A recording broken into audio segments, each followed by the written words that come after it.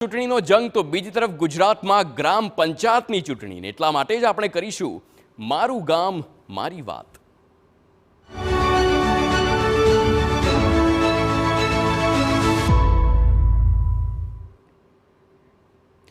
ગ્રામ પંચાયતોની ચૂંટણીમાં વિખવાદો વચ્ચે જોવા મળી છે કોમી એકતા।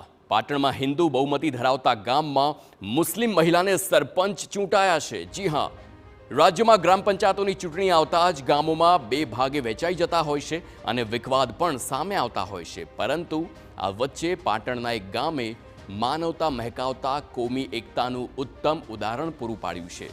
આ વાત છે વારાહીના ફૂલપરા ગામની, જ્યાં ગ્રામજનોએ ધર્મ નહીં પણ માણસાઈને પારખી છે।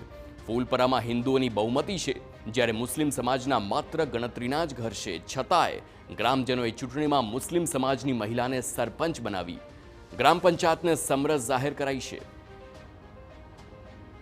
જે લઘુમતી સમાજના થોડા ઘર હોવા છતાં પણ ગામે સાથે મળી એક રસ થઈ અને જયદભાઈના ઘરનાને શરીફાબેનને બિનહરીફ સરપંચ તરીકે નિમણૂક આપી અને વોર્ડોની અંદર પણ બધાએ બિનહરીફ બનાવી અને ગામના પંચાયતને સમરસ બનાવી છે।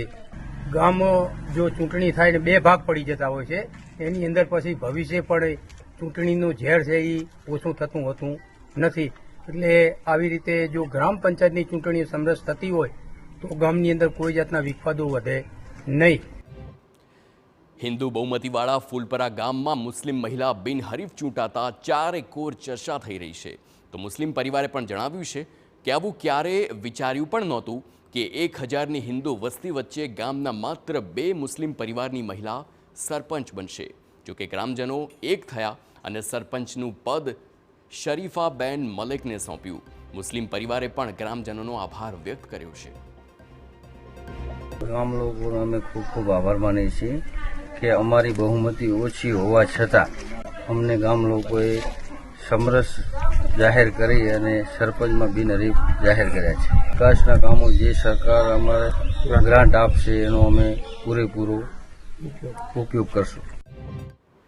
ફૂલપુરા ગામનો મુસ્લિમ પરિવાર ગામના દરેક તહેવાર અને પ્રસંગમાં ભાઈચારાની ભાવનાથી સહયોગ આપે છે અને તેથી જ પરિવારની મહિલાને ગ્રામજનોએ સરપંચનું પદ સોંપ્યું છે। ફૂલપુરા ગામની આ કોમી એકતાનું પ્રતીક બનીને ધર્મ નહીં કોમી એકતાના દર્શન કરાવ્યા છે।